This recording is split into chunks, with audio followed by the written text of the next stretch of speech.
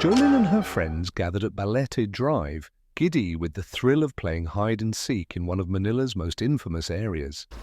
Under the veil of night, shadows danced beneath the towering balete trees lining the street, their twisted roots reaching into the pavement as if alive. The air was thick with a damp, earthy scent, and the usual buzz of city life seemed to fade as they ventured deeper into the shadows.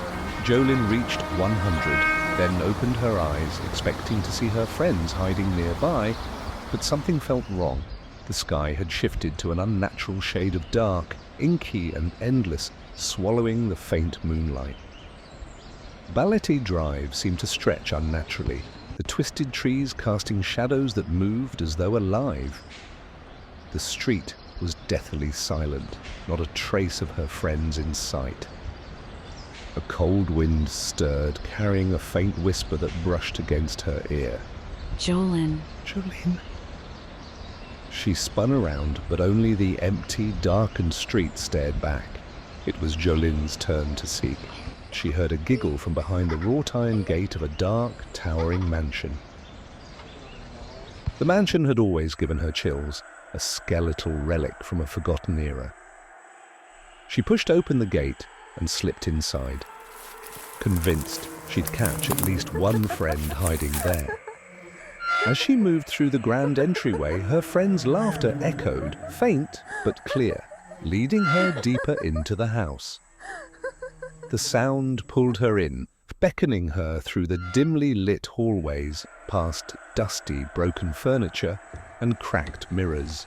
Jolin knew something was wrong the moment the laughter cut off, just gone, like it was swallowed by the house. Her heart hammered as she froze, the silence pressing down, almost mocking her.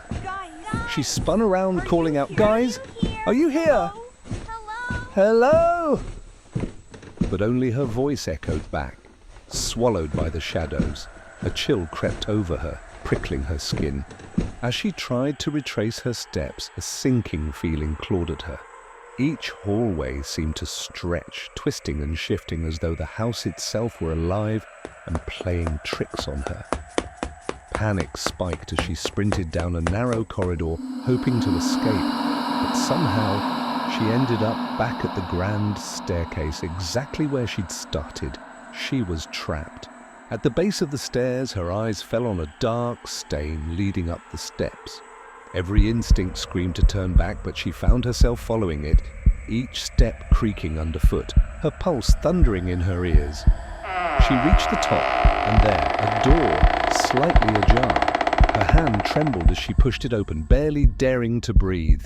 Inside, the room lay coated in dust, dim and cold, filled with portraits of faces frozen in absolute terror. Their eyes seemed to pierce through her.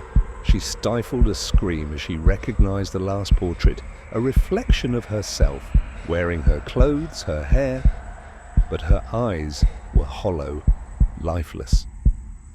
Stumbling back, she felt her heart seize, the walls closing in. A faint whisper slithered through the air, chilling her to the bone. Desperation clawed at her as she bolted down the stairs, her footsteps pounding against the floor. She tried every door, every window, each one sealed tight. The whispers grew louder, closer, each one seeming to echo her name. The next day, her friends searched every room, calling for her, their voices filling the empty, desolate mansion. But when one of them looked up, they gasped. There, on the wall, a new portrait had appeared. It was Jolin's face, frozen in a look of pure horror, her eyes wide as if pleading to escape. They fled. But as they ran, one of them swore they heard her voice, a faint whisper trailing after them. Then it hit her. The house wasn't letting her leave.